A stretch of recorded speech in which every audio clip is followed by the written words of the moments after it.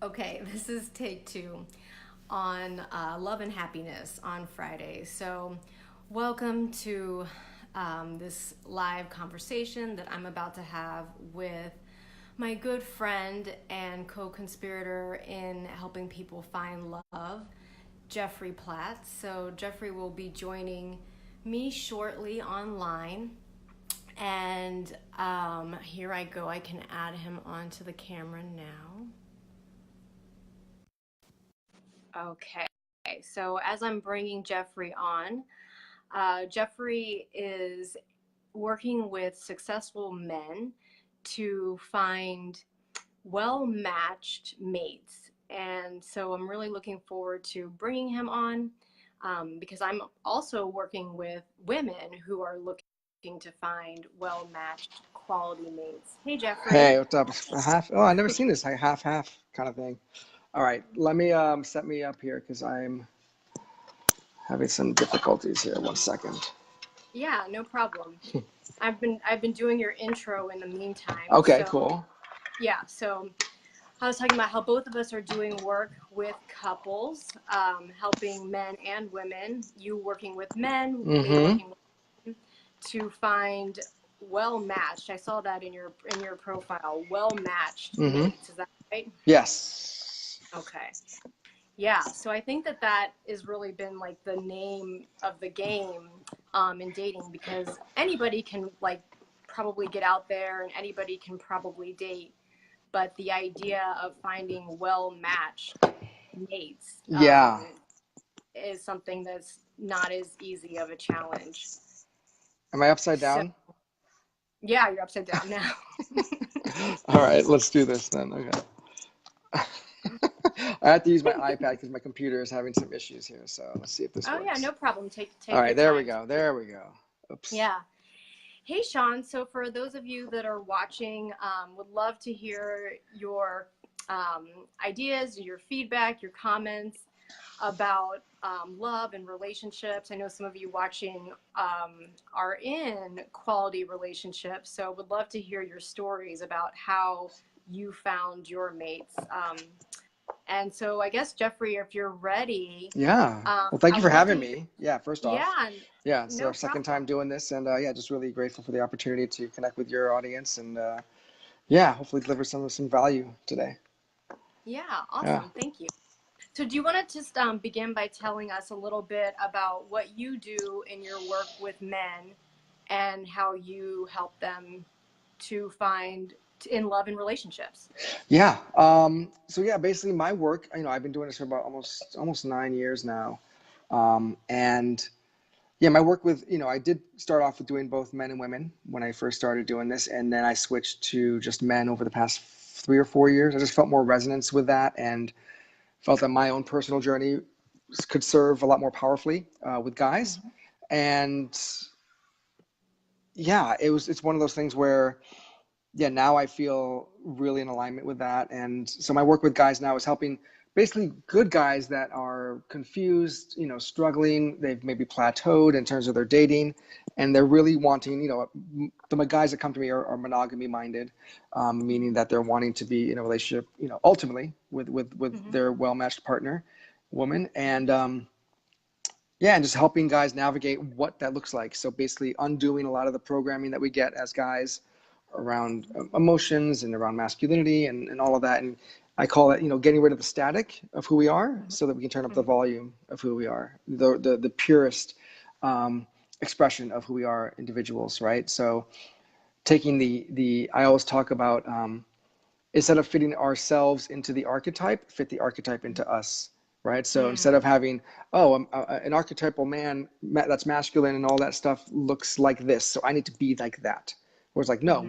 what are the traits of that archetype, and how do you fit those traits into you, into your individual expression of that? And it goes for women too, right? The archetype of how they, and there's different archetypes for that matter, right? There's warrior, magician, lover, all these different things. So it's not just even just one archetype, right?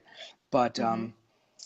but anyway, so that's what I do with guys and helping them really navigate both the practical, like so the Mhm. outer, game of communication and where to Mhm. meet and how to meet and how to interact with women, as well as the inner journey as well, of how Mhm. to uncover and heal and clear through some of their own um, blocks and Yeah. beliefs and whatnot. Yeah. Yeah. Yeah. Well, that's really helpful because, it's not, it's one, it's great to be talking to you because I think a lot of the women that I'm working with are like Mm-hmm. really curious to know about the minds of, good men. So, what are some of the things, and I guess that, because we're on the other end of it, we often think that these other men may not struggle, may not have their own Mm-hmm. obstacles that show up for them in Yeah. relationships. So, can you share anything that you found that good men struggle with in getting Yeah. into relationship and even navigating intimacy? Yeah. So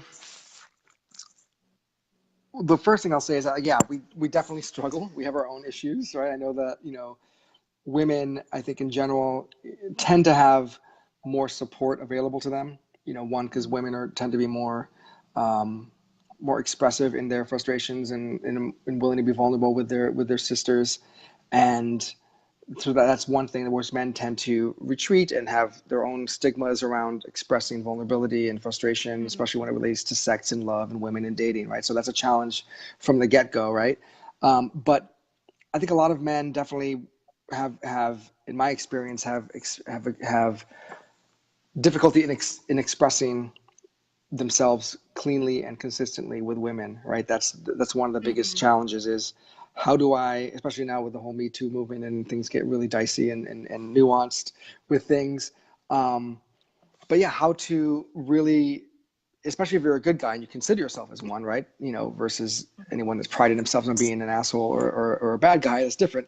But if you're a good guy and you're coming to me or coming to any coach or therapy or anything, there's definitely this desire to, like, I want to be a good guy. At the same time, what's that navigation between I don't want to be like this stereotypical alpha guy that tends to objectify and dominate over women, and also don't want to be this wussy, wimpy, nice guy that gets walked over by women, right? Because I think a lot of times men tend to oscillate. I know my experience was this oscillating back and forth between those two. Like, oh, I was too nice with this woman. I need to become more of this, alpha, more Yeah. not give a shit kind of attitude. And then I would be that. And then I'm like, oh, that feels really not good. And then let me go back to, so it was always this oscillation seesaw. But then the piece for me that I started to realize, like, okay, well, how do I, there's benefits in both. Like, there's the heart-centeredness of the nice guy. There's the confidence and the determination of the more alpha asshole kind of stereotype. And what are the things that I can integrate into me, right? So kind of going back to the archetype of what can I integrate and what is my own version of how I want to be as a man. So I think that's kind of like the journey. That's the one I really try to impart upon my with clients and the men I work with is take all those things aside, and what is the man that wants to arise within that. Within that. Yeah. Yeah. So that's really helpful to hear you say that because one of the challenges that I hear women talk about is sometimes is one inconsistency Mm-hmm. that men, it might be that someone's like appearing like really like heart centered, really, attentive 1 minute, maybe at the beginning, and then it like seems to change all of a sudden for no reason. And so it's really hard, I think, for women to understand that and so I guess what I think their question is what would you suggest we as women do when that Mm. inconsistency shows up for us in a Yeah. relationship?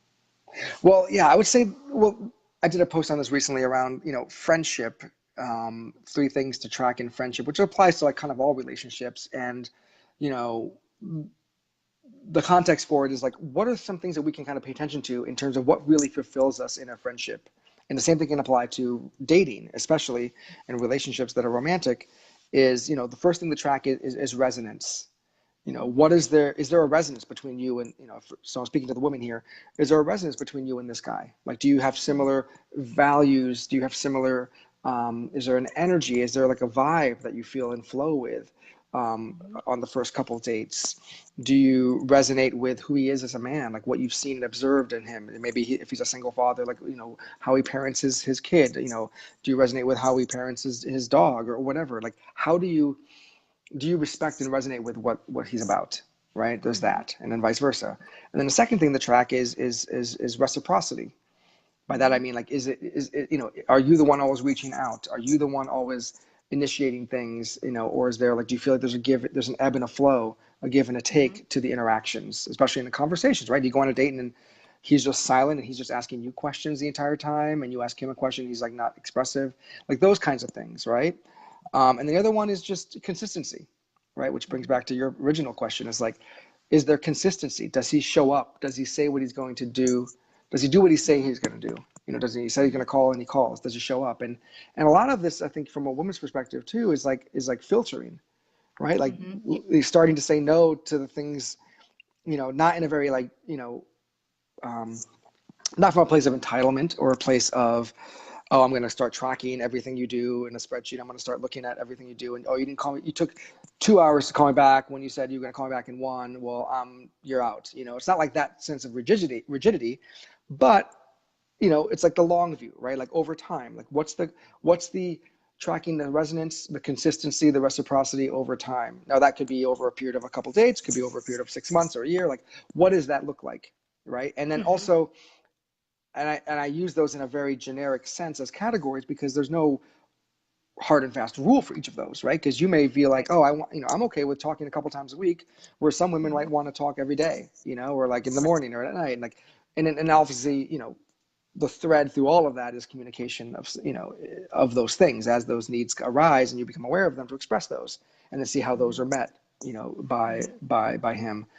So I think those are three definitely metrics to track, um, in building that relationship, as well as, the three things that I say for women and men on first dates is, be present, Mm-hmm. have fun, and then pay attention. Ah, I love that. Like, just like, it's all you have to do. Like, this is not about trying to say, oh my God, are you a husband material on day one? You really can't track that. You can say Right. maybe, oh, there's some things that he did that I'm definitely, no way I'm ever going to consider this man. There's some deal breaker things, perhaps, he kicks your dog as he's blocking the entrance to your apartment. That's one thing, sure.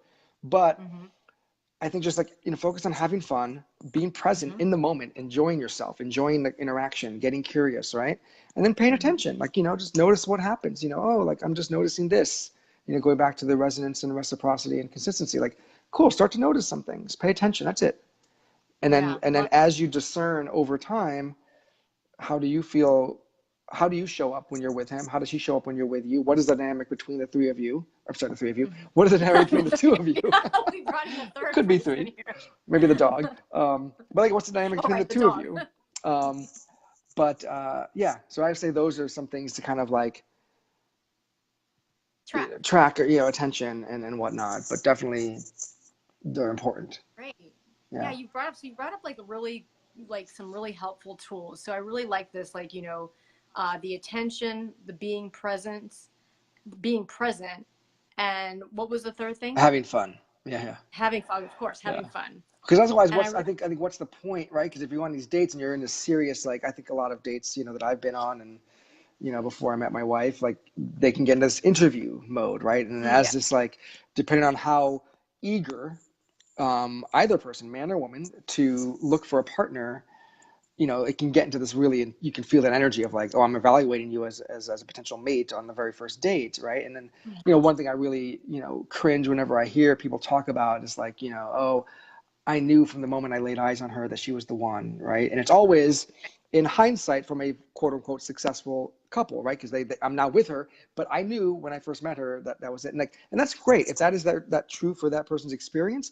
But I think it sets hmm up this really false fantasy that we're supposed to look for that and track yeah, that. yes, And I know I've had love at first sight, quote unquote, for many different women over the years, but it always, and it doesn't work out, and then you're like, oh, really? I guess it really wasn't, right? And so it's always proven, I think, in hindsight, right? If you are going to go through that route, but it's just a very, you can become hyper focused on looking for that and tracking that, right? And I right, think you can have definitely intuitive nudges and intuitive curiosities around people, but to have that be like the gold standard of a metric of when you meet right, someone, I think that's kind of it can be kind of like self-sabotaging in a way, because you're always hyper focused on, like, this one interaction, or especially with the Tinder swiping now, it's like, oh, do I feel it? Do I feel it? right. And yeah, so that's one thing to kind of That's why I think like So dialing it back down to be present, have fun, pay attention. yeah. Yeah. And so it sounds like in dating, like to have more, I think one of the things that women are talking about also is like having this rom-com Hmm. idea of how a relationship should begin and what it should Yeah, the look like story and of what how it we should met. Like feel like. if our story's not sexy, which is that's kind of like the stigma back in the day of when online dating started, right? Of Oh oh, yeah. I don't want to admit that we met online. Let's make up some other story. And like nowadays, I mean, hopefully that's kind of going away because I think online dating is like up to like a third of most couples meet through online dating, which is totally fine. Um, Yeah. but yeah, How are the getting men letting go of the how are the story of men how we that you met. Go yeah, ahead. how are the men that you work with? How do they feel about online dating? I mean, I think I would say a lot of people's stories around online dating, which matched my own experiences. You do online dating, then you get frustrated and you get off for 6 months. Then you're like, oh, maybe I should give it another shot. You do it for another 6 months, or a year, and then you get back on. Like it's like that cycle of love hate, right? Mhm. And I think a lot of online dating can be, well, first of all, my whole thing about online dating is like they're just introduction apps. They only are Yeah, there for introducing you to a potential partner, and they really do very little for once you meet up in person. right, Because if you don't have the skills of communication, of connection, of emotional awareness, of all those things, what's the point of being paired up with an amazing person, man or woman, that you can't really connect with, right? right, Because that the online dating app becomes useless once you meet a partner that you really like and you want to right. invest time in, right? So like that's where I think it should be seen as like as one resource in terms of how Hmm. of being able to meet people, and then secondly, it can be very easy and seductive to hide behind like communication, right? Like it's easy to text the perfect answer and message the perfect message, right? And it's very easy to kind of ghost and disappear and unmatch yourself with someone if you're really not feeling it, right? So there's this trap of, I think, really getting seduced by the ease of online dating and the ease of the apps and the swiping and all that stuff, which it's a lot easier to disappear, So right? that's yeah, and I think that this is like one of the biggest frustrations that the women that I'm talking to are experiencing is that Mm-hmm. like, the man seems like he is saying all of the right things at the beginning and he knows exactly yeah, and so and like women on the other hand are asking questions like what should I say and like how come the Mm-hmm. conversation didn't go this way and I just sent a post about like, dating apps are not the platform, nor is it probably ever the platform to send like a paragraph long Yeah, message to it's like one of anybody. those things where it's like, yeah, it's like you do your due diligence to, like, yes, weed out any like red flags. I know personal safety is a big thing for women, and especially and men too, on online Mhm. dating. You want to make, so yes, that makes, but then you make sure you meet up in a public place. Maybe you meet up not at 10 o'clock at night. You meet up a little earlier. Public place. Text your girlfriend. There's certain things you can take care of to make sure that you're going to be safe, right? And aside Mhm. from that, and you're doing your discernment around, you know, any vibes you get from a guy that you just you don't have to meet up with anybody. That's the rule, right? You don't Right. have to meet up with Right. anybody that you don't want to. That said, you're on this app. Other men are on this app, so like get to an in-person meetup. Relatively quickly. Not Mhm. from the first hour of getting a message from somebody, but exchange a couple back and forths. Do Mhm. if there are any questions you want to ask, in the meantime, or kind of discern, do that. But then at the same point time, if you've interacted back and forth with somebody, you've already, so in this context, I'm equating that you've already swiped and you've matched with the person. So like there is an initial physical or sexual curiosity and or romantic curiosity towards this person, then cool. Mhm. Like you both are there on this platform for dating, presumably, or at least for connecting, then make that happen, right? And be willing to meet with them in person, right? Um, Right. providing all the That's a other good. things. So like I think there's that piece, but I think just getting to that place of being open to that, and not use it for, like you said, like paragraph long interactions. And like, because I know back in the day, I invested lots of time and energy into like, pouring your heart and soul over these things. They're good for introducing yourself, being introduced to other people, and for facilitating the initial steps of interacting. But they're not meant for being pen pals and long back and forth. messages or emails. It's not meant for that.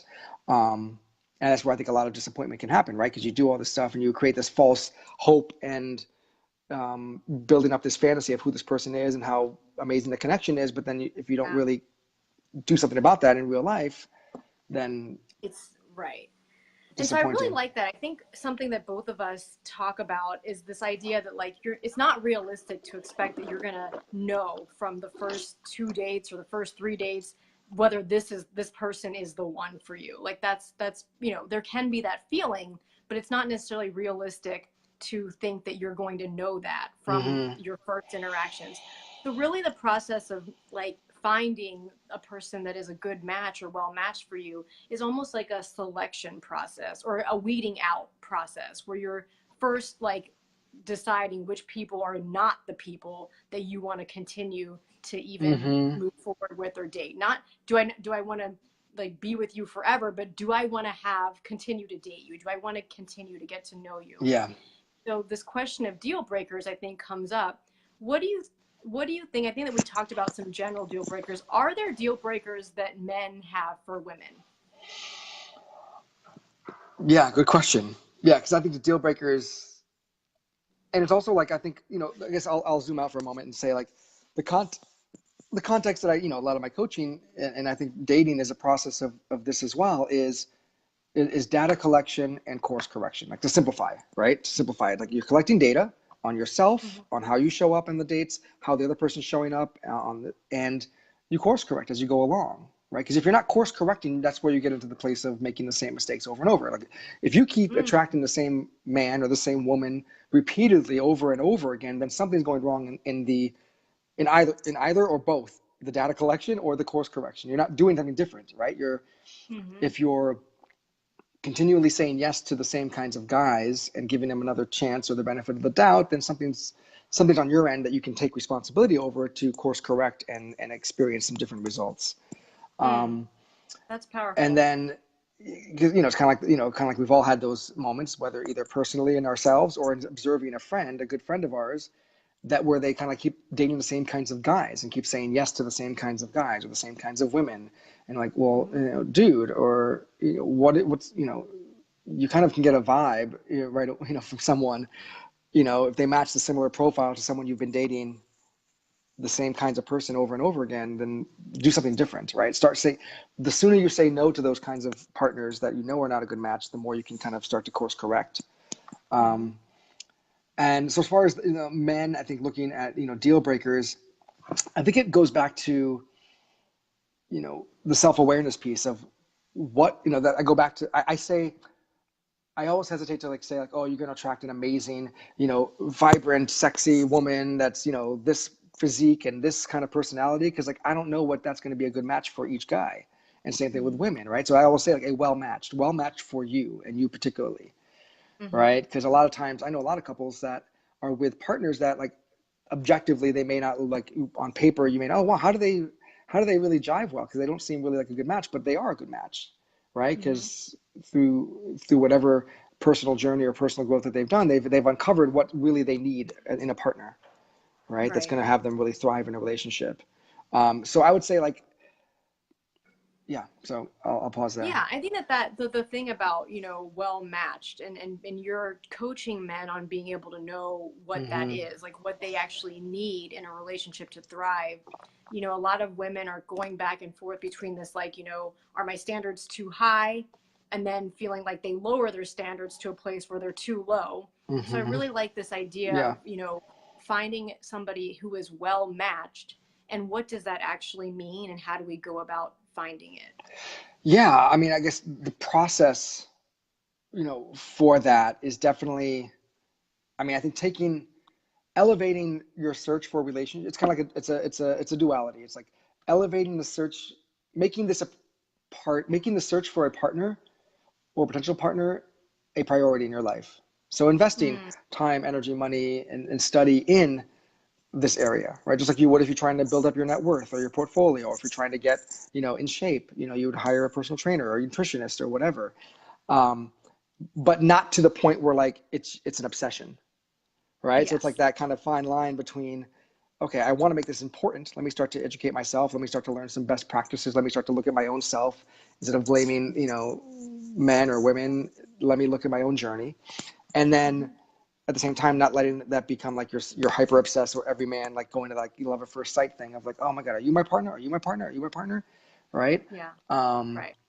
and then one phrase I use a lot with my clients is in the beginning stages of dating, we get obsessed like, oh, do I make you my boyfriend, girlfriend? What do I do? Are we official? Are we exclusive? Are we monogamous? All this stuff. And one phrase that I found that helped me relax, and I think helps a lot of other people relax too, is when you share with your partner like, hey, I'm not 100% sure that I want to commit to you, like that I want to be exclusive, that you're my partner, that I'm all in, right? But I Right. do like you enough and I have enough sexual, physical, emotional curiosity and connection to you that I want to commit to the exploration of us. Right. You're right. So like whether it's, Which is vulnerable. yeah, yeah, this doesn't say that it's not easy. Mm. But like, I think it also is it's also probably a truer way for the majority of people to say like, hey, I'm curious about you. I like you. I want to commit to the exploration of us. So let's like seal the exits in that sense. But it Ooh, doesn't yeah. mean that I'm committing to you, that you're my one Mhm. and only. Because it'd be a lot of pressure, right? For either partner to be like, oh, they may not be ready. But yeah, like I'm like 80% there and I'm like 70% there. Well, why don't we like, that's pretty good numbers. Let's seal this container and just explore each other without any other people in the mix for a period of Right. like, a few months or whatever, whether it's explicitly said to the other partner or whether it's in your own mind, like I'm going to give this 90 days and let's see what happens. Let's give it 6 months. And then, but like you're explicitly and mutually committing to the exploration of each other so that you're not, having other people in the mix. Now, again, like whatever, this is where your own discernment comes in. Like that could be, maybe you need 6 dates for that to happen. Maybe Right. it's after 2 dates or 3 dates or a month or so.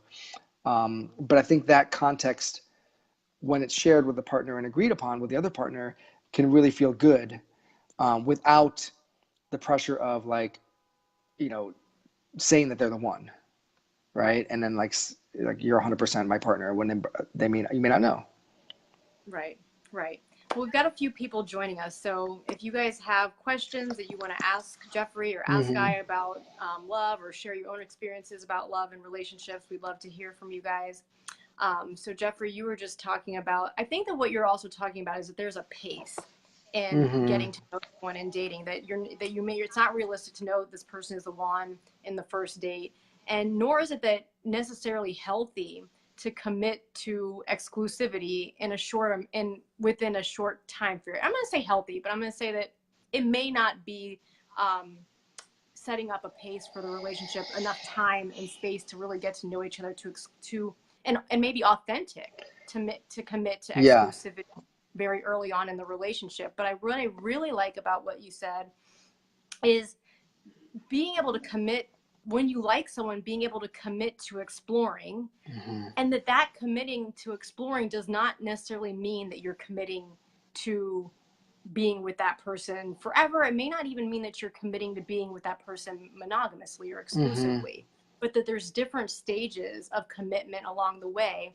And I think that sometimes for women, the interest in the exploration, when we see that in men, it comes off as I want to play the field, and that can be really off-putting for us, or it can be, intimidating and or even like devastating to some women. Yeah. And so, is there a way that you can help women that are in that situation put that into a different kind of frame or understand it in a different context? Yeah. So what I'm hearing is like, if a woman is dating a guy and then you're saying that he's not wanting to explore the connection with her, but he wants to like actually keep his options open. Yeah. I Yeah. mean, I would say that the examples, I like you, but I want to keep my options open for now. Yeah.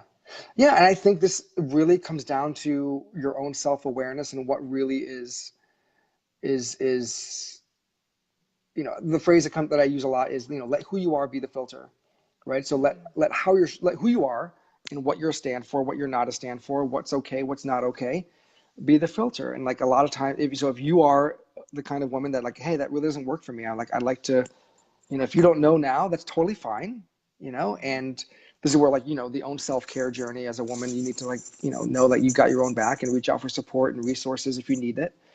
But yeah, like, cool. Like if you want to keep, so if the woman after a few dates kind of has a curiosity, like, yeah, I'm willing to commit to the exploration of you and I together. And the guy's like not wanting that. Yeah. For her to be willing to, in essence, walk away and to be like, hey, I'm a no to that. It doesn't really feel good to me.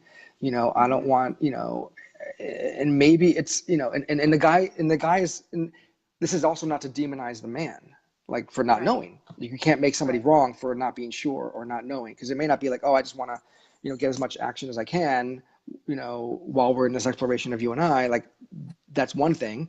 But if he's just Right. generally not sure and needs kind of to take his own, so if his pace is slower than hers, that's okay too. It's not necessarily to like demonize the man or making him wrong, right? Or just like it's not to make the woman wrong for like being certain, or having more certainty sooner than the guy. Right. So I think that's a piece too. Is like, and then being okay with that, and like, hey, I'm gonna say no to this, and thank you, but this doesn't really work for me, and I'm going to, if you change your mind later on, and if I'm still wanting that to explore with you, let's talk. But Yeah. for now, this doesn't feel in resonant. The resonance, right? It's Yeah. like The that's not resonance. really true. And then the guy may either a week later wake up and be like, oh my god, I really miss you and I really want you, or maybe like, okay, that was meant to be, and letting Yeah. him go. And I really like that we can have a different pace in a relationship, and none of that is personal, and none of that means that you're not a good person, or that may not have Yes. anything to Yeah. do with your compatibility if people have two You've different got to, paces. like have this mindset that it's just resonance. It's like a match. Like, if a man's not wanting to be with you, like if you're having to convince anyone to be with you, then something's off. It's not, it's like basic, like kind of math, like it's like it needs to match. And you want, as as a woman, you want to be chosen by the guy that wants to be with you, Yeah. right? And then Yeah. vice versa. And it's like you want to be in this space of it should be. I hate to, I don't want to say like it should be easy. I don't believe that a relationship should be easy from the get go, but there should be at least a choice. The choosing of the person should be simple, right? There shouldn't have to be like convincing, Right. right? Or having to jump through hoops to have somebody want to be with you, especially at the beginning, right? Right. Well, I think that women have been almost through media, through our own social learning, we've almost been taught to like as part of like being chosen, it kind of makes us like kind of rest back on our heels and wait instead of really and then like waiting or hoping to be chosen rather than really thinking about who do we want to choose. And that waiting to be chosen can put us into a passive situation. And also, I think that the whole thing about pace needs to be driven by something else, not insecurity. Not that like I want to commit to exclusivity because I don't want this. I can't handle the vulnerability or Mm-hmm. the ambiguity that dating sometimes requires in the beginning. So I think Yes. that sometimes the Yes. pace by either person, but I think women fall into this, I've seen women fall into this, is that the ambiguity of whether this person is dating other people, or whether they're even the commitment to the exploration can seem Mm-hmm. very vulnerable, very ambiguous, very uncertain, and that ambiguity is what drives the desire for exclusivity or for the relationship to define the relationship. So it's Yes. coming from an external place as opposed to an internal resonance or an internal, like I Yes. like you said that you yourself are the filter. Mm-hmm. And I really like think that comes into play here. Not anything external to you, but you yourself are the filter. Yeah, and that requires self-awareness, right? And knowing who you are, and the quintessential example is like, one person pretending to like something that the other person loves, whether it's a kind of music or a sport or an activity, just to kind Mm-hmm. of like get them to like them back, right? Like, oh, you like Yes. football, Yep. I like football. Oh, you like to dance, I like to dance. Okay, let's go. And like, it's like, no, like if then there's totally a time and a place for a willingness to explore something that's the whole gift of partnership. They open you up to new activities and new worlds. That's totally legit. And I think it's also, be discerning and be okay with what you like and who you are. But I think, yeah, definitely being like choosing a partner and picking a partner to be certain to be not alone, rather to avoid the uncertainty of when am I going to be the next guy, is not a good strategy, right? Right. And so, and so committing too soon to somebody or someone isn't the best strategy. And I think being in communication with whoever it is you're dating is important, really important. Yeah. Yeah. And so, what are the things that people ought to be communicating about? So, one of the things that, one of the questions that I got was about what is it that makes men want to commit? How do they go about making that decision to commit? And what are some of the conversations that you think couples ought to be having around commitment and the decision? Well, I mean, I'll say this. I mean, I think in general, I think what we talking about, like that spaciousness to choose. This goes for Yeah. both, right? But like, especially for men, that like spaciousness, like, hey, like I want you, rather than the man choosing just because the woman keeps asking him, what are we doing? What's going on here? What's going on here? Right? Like leaning back, and it takes that vulnerability and that willingness to kind of be in the unknown to then like, oh yeah, like, letting the man know that you're interested and you're wanting more and available to more, and then letting him in that space, he either chooses or he doesn't, and then to be okay with Yeah. him not choosing. And then like that's where the pay attention piece comes around, like tracking this, like cool, like Right. you're leaning back, and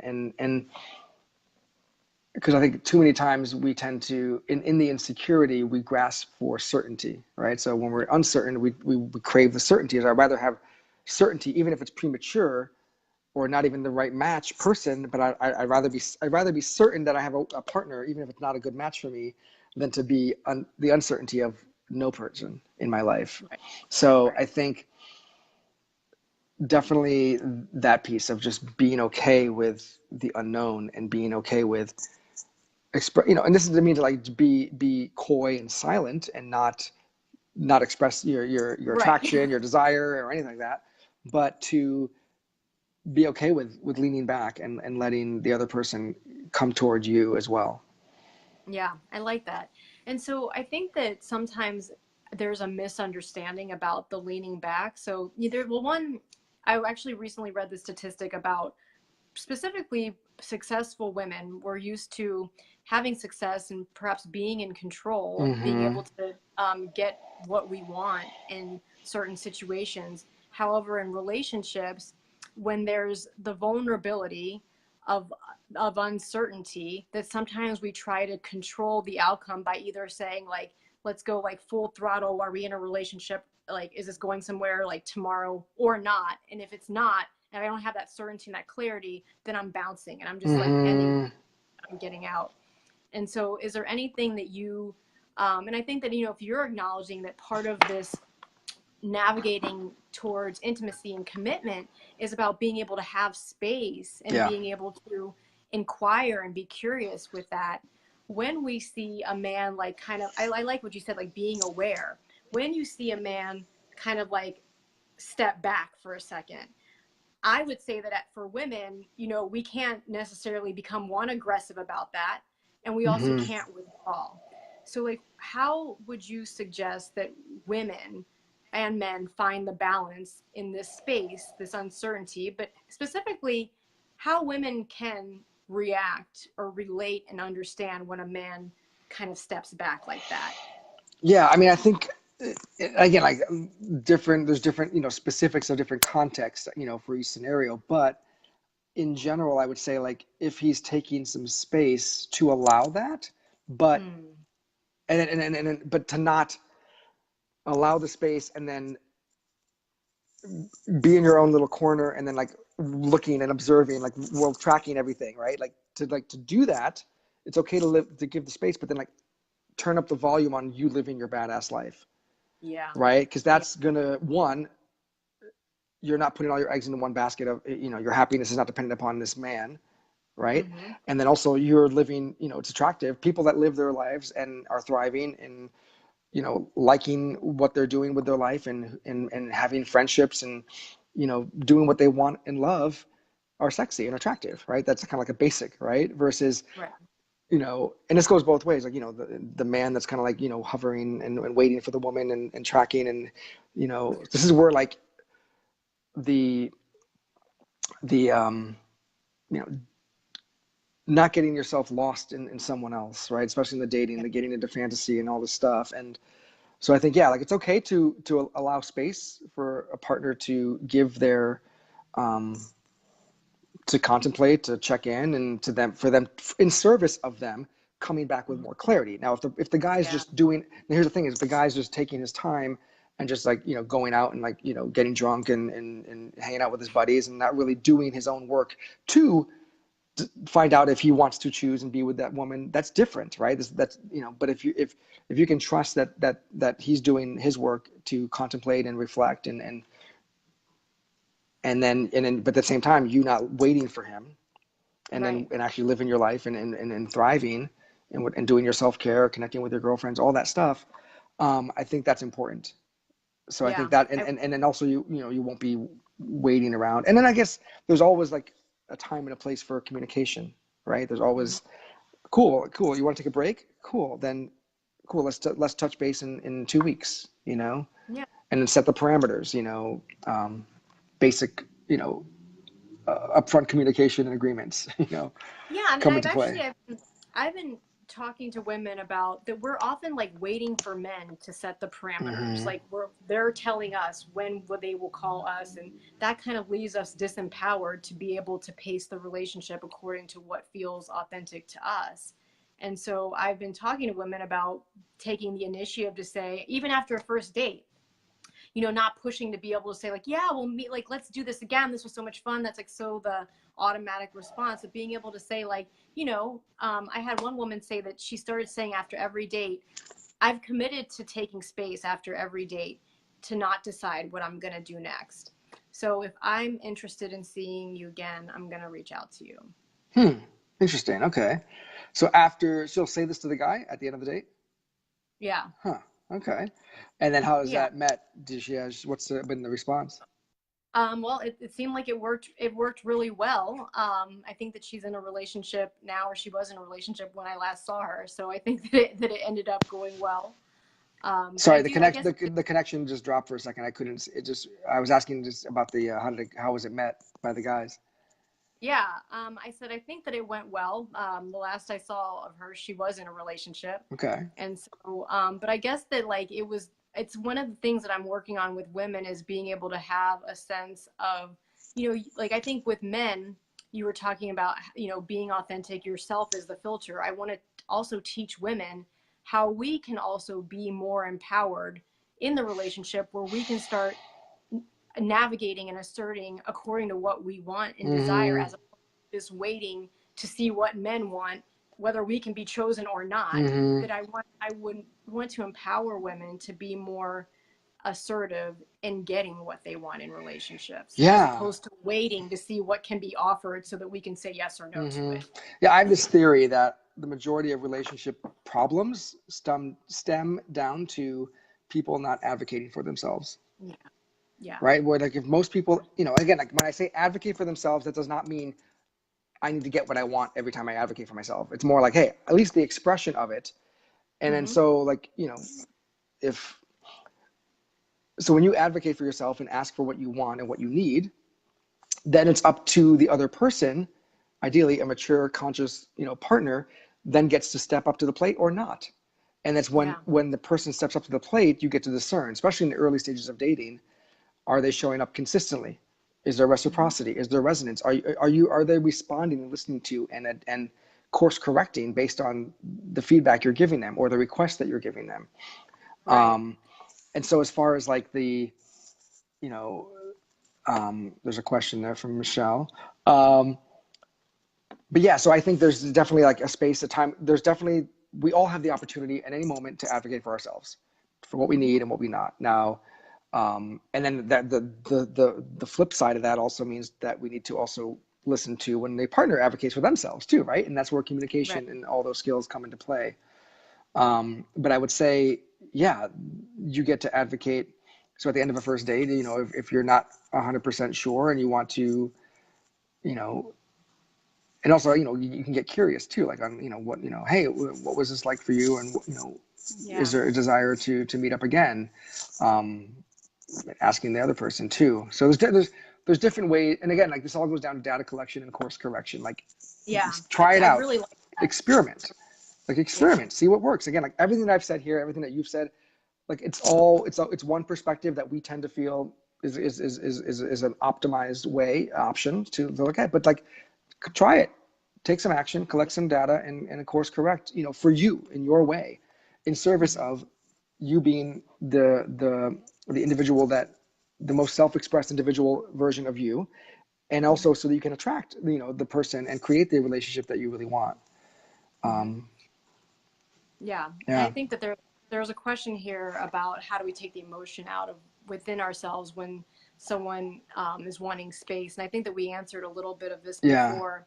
But you know, I think that what my answer to that would be that I don't encourage anyone to take the emotion out of anything. yeah, I would You have say the to, same. it comes down to, you know, what we were talking about before about the being aware and the being present is being able to be with what you're feeling. Now, being with what you're feeling does not mean that you have to express exactly in everything that you're feeling. We have a lot of choice about what we do with our emotional experience. So, and as it relates to mindfulness, I love this that there's like being mindful of the actual emotion itself, being aware of what that emotion means, Yeah, and then also having a choice about how we express it. yeah, So it's almost like emotional awareness has three different levels.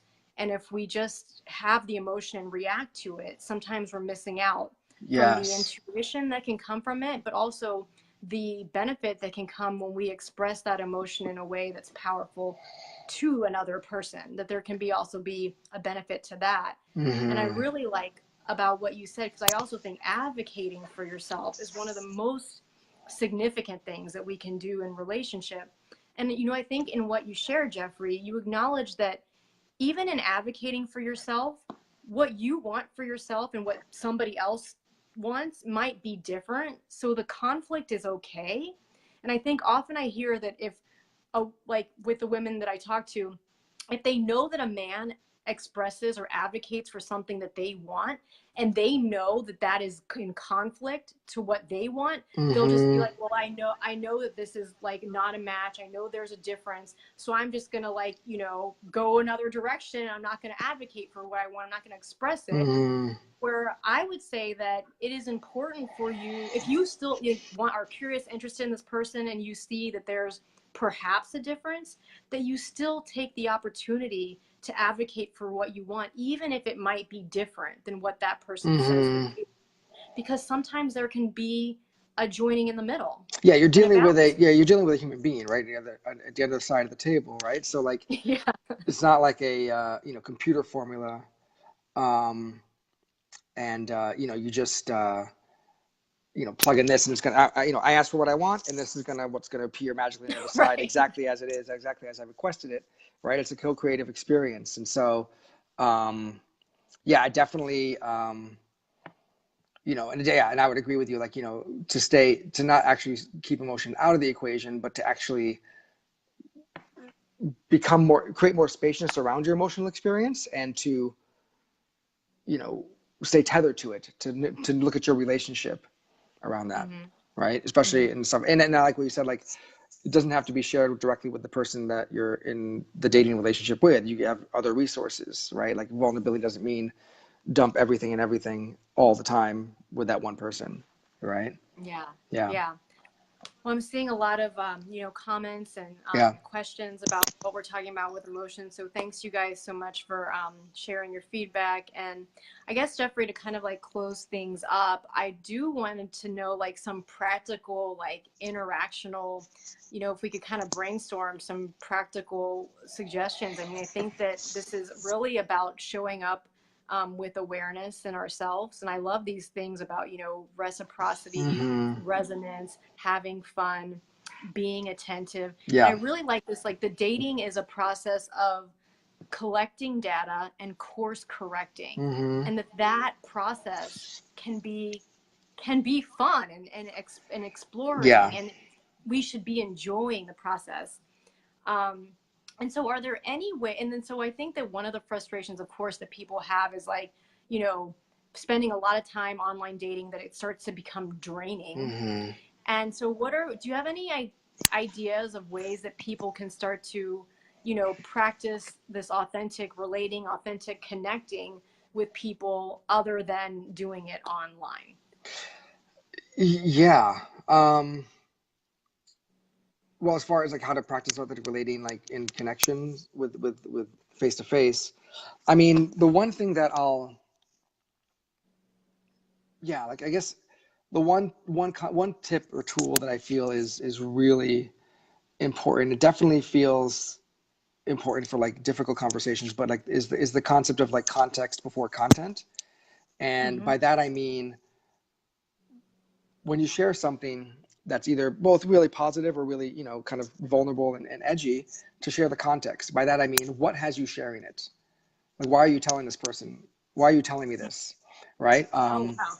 Versus just blurting it out, right? It's like saying, um, like say someone is, late to pick you up, right? They said, I'll be here at Mm-hmm. 6 o'clock, at 6:30, and they're late. They didn't let the message, and like you can share like, hey, I really, want to, I really love you and care about you, and I feel there's some resentment in me that I have a negative charge around something that happened just now that I want to share with you, and um, but I want to share this with you. Can I share it? And then so that way, the context piece also allows you to gauge whether they're in a receptive space to receive Oh, it, right? oh Because how many God, times do that's you great. share something vulnerable or heartfelt with somebody?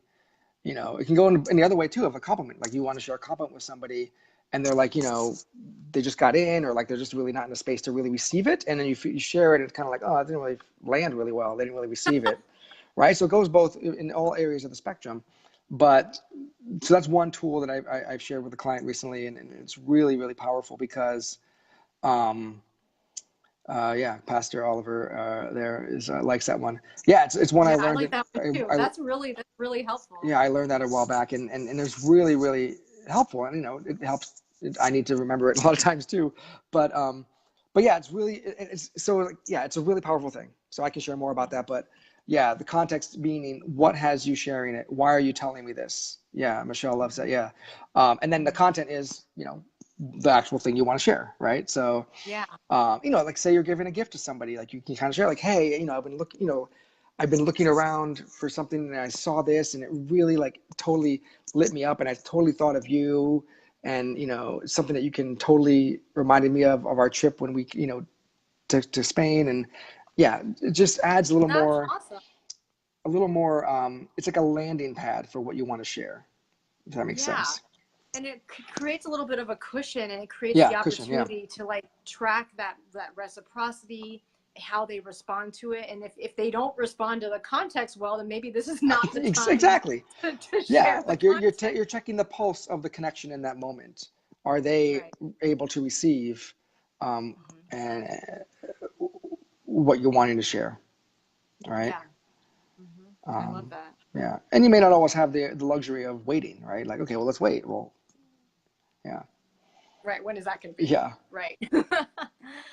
Awesome. Awesome. Well, Jeffrey, are there any other like, I think that, you shared something that was really significant about, part of the reason that I think people feel drained by dating is that they are putting all of their eggs in one basket, Mm-hmm. or they're like, like you said, like you're maybe focusing on this one avenue of like dating, but you're not living your badass life Mm-hmm. on the other side. Yeah. So it's kind of like this idea that when you're looking for to attract a relationship, you can't put even all of your energy into finding a relationship. You have to make it a priority, Mm-hmm.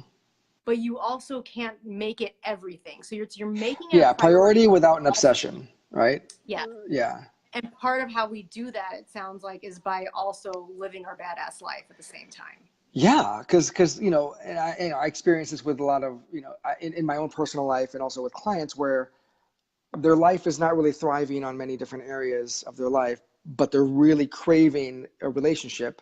They get the relationship, and because the rest of their life is not thriving, that creeps up over time, and then the relationship, it takes its toll on the relationship, and then it doesn't happen, the relationship doesn't, it fizzles, and then they're back left at, the other areas of life that haven't been thriving, their fitness, their health, their financial, their professional, their social life, all those things haven't been thriving. So like when you put all your eggs in one thing, being in one basket to be the solution for everything and all your happiness, when that thing doesn't really fizzle, you're left with where you started, right? And so I think Yeah. there's a danger in that. Um, and then also just energetically, you become really clingy to like, you also start to dial down your own authenticity because you don't want to lose the relationship. And so then you become, unhealthily tethered to the, to that, to that person and to that relationship, Yeah. and you don't want to lose it. Then you start to contort yourself and like, accept, you lower your standards a little bit, like you have what you're tolerating because you don't want to lose this relationship. It becomes a sole source of your happiness. And so it gets really messy. Whereas if you're living your badass life and, learning things and growing, right? If you're experiencing progress in different areas of your life that are important to you, you're not going to be as, thrown off by one Yeah. relationship. Yeah. And that kind of like living your badass life helps you to have resilience. Yeah, and also I do, that's another challenge too for a lot of men is like they don't really have any close guy friends, and then the woman becomes the sole source of social life and connection and intimacy and then all of a sudden they don't, it doesn't work out, and then they're left with no resources, they have no friendship, no social life, and then they're in a tailspin, right? Yeah. So one other question that my ladies had was where are these men? and how to find them. They're out there. I mean, I'm working with a lot of them, personally, but they're out there, and I think definitely, and that includes online, right? So I think using whatever, if you're going to pick an app, I would say use one or two at the most, to invest your time in, and then have it be like one tool in your toolbox, and not have it be the end all be all resource. That's the trap there. And also, I'm a big fan of personal growth. Like if somebody, like I think the relationships that thrive the most are people that are into personal growth and are willing to, and it doesn't have to be like, oh, I need to study, psychology or study these things, specifically. It can be like growing in as an entrepreneur, as growing physically, growing, you know, um, in different areas, but like in some level, like growing, like people that value personal growth, I think tend to, I'm not saying it's a guarantee, but they tend to do better when they also have partners that are also into personal growth. And then, God forbid, you have a partner that also likes to do relationship, work and learning about it. Cause we don't really learn this stuff in school. Right. And so Right. I think finding out teachers, mentors, workshops, just a book. I mean, there's no excuse to pick up a $15 book at this nowadays. And there's a lot of, resources, yourself and myself included. Right.